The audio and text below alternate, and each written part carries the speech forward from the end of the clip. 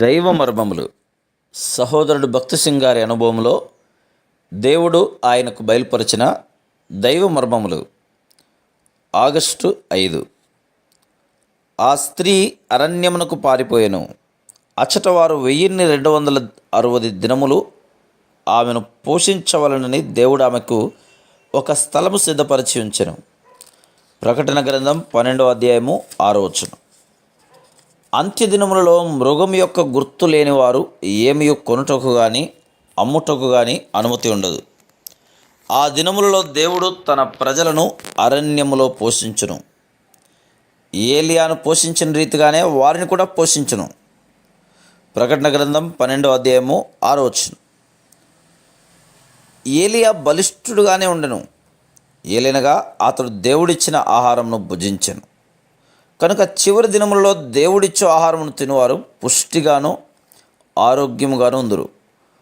ఒకవేళ దేవుడు వారిని దుంపలు అనగా వేర్ల ద్వారా పోషించవచ్చును, లేదా వారి ఆహారము ఆకులే కావచ్చును. అది ఏమైనను దేవుడిచ్చు ఆహారం కనుక వారు తృప్తి చెంది బలముగా నుందురు. వారు శత్రువుల ఎదుట మోకరించరు, అబద్ధములు చెప్పనొల్లరు. వారిని ఎంత బలవంతపరిచినను తప్పుడు విధానములను ఆచరించరు.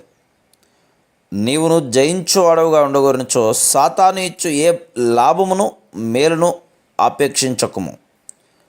మనం పొందు మేలంతయు పరలోకము నుండి పొందవలను. దానియేలు గ్రంథం 1వ అధ్యాయము 13 నుండి 15 వచనాలు. ఈ యవన బాలురు తమను 10 దినములు పరీక్షించవలనని కోరిరి. బైబిలులో 10వ సంఖ్య పరీక్షను సూచించున్నది. 10 దినముల పిమ్మట దానియేలు అతని స్నేహితుల యొక్క ముఖములు తక్కిన వారికన్నా ప్రకాశముగాను అందముగాను పుష్టిగాను కనిపించను. ఒకవేళ నీవు నీ ఇంటి వారి కొరకై పాలు మాంసము కొనలేకపోయిన దుఃఖముకుడవుగా తిరగొద్దు. మీరు భుజించు సామాన్యమైన ఆహారమునే ప్రభువు దీవించి మీకు శక్తి ఇవ్వగలడని విశ్వసించుము. అప్పుడు నీ ముఖం వెలుగుతో ప్రకాశించును. Praise the lord.